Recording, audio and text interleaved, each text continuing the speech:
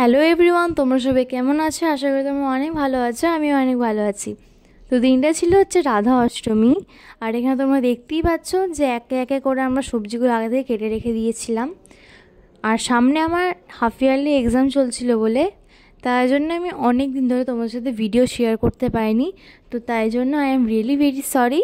কিন্তু তোমরা যেভাবে আমাকে সাপোর্ট করেছো, that's really really something else to me. I have no words to express. Thank you so much.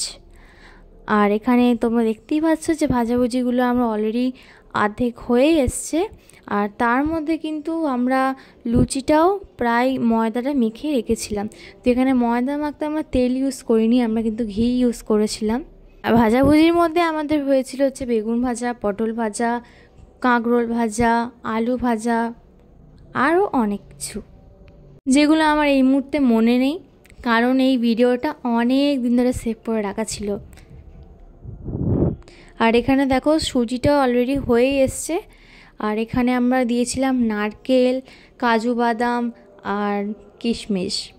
তো এখানে তোমরা দেখতে পাচ্ছ যে গ্রেভিটা এই মুহূর্তে তৈরি করছি, সেটা হচ্ছে রাধারানীর প্রিয় খাদ্যর জন্য। আর সেটা হলো আমাদের ডাঁটি কচুর তরকারি। হ্যাঁ, এইটা হচ্ছে সবথেকে মেন জিনিস, যেইটা ছাড়া তো রাধা অষ্টমী সম্পূর্ণ হতেই পারে না। তোমরা যদি ছোটোখাটো করেও করতে চাও রাধা অষ্টমী, তোমরা কিন্তু অবশ্যই রেখো, দিস ইজ মাস্ট। আর এখানে তোমরা দেখতে পাচ্ছ, আর আমরা লুচিটাও এদিকে করতে শুরু করে দিয়েছি। তো এখানে আমাদের কচুটা আমরা ঢেলে দিলাম। আর কচুর তরকারিটা না জাস্ট ওয়াও হয়েছিল।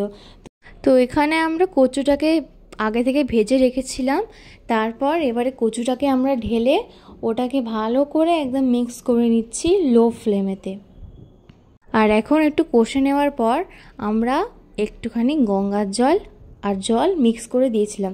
তো এখানে তোমরা দেখতে পাচ্ছ যে অলরেডি লুচিটা হয়ে গেছিলো। এখন এগুলোকে নিয়ে আমরা সুন্দর করে সাজিয়ে দিয়েছিলাম ঠাকুর ঘরে। তোমরা দেখতেই পাচ্ছ যে এত কিছু করেছিলাম আমরা, এত কম সময়ের মধ্যে যেগুলো হবে আমরা সত্যিই ভাবতে পারিনি। তো তোমরা এখন দেখতেই পারবে যে আমাদের আরতি শুরু হয়ে গেছে।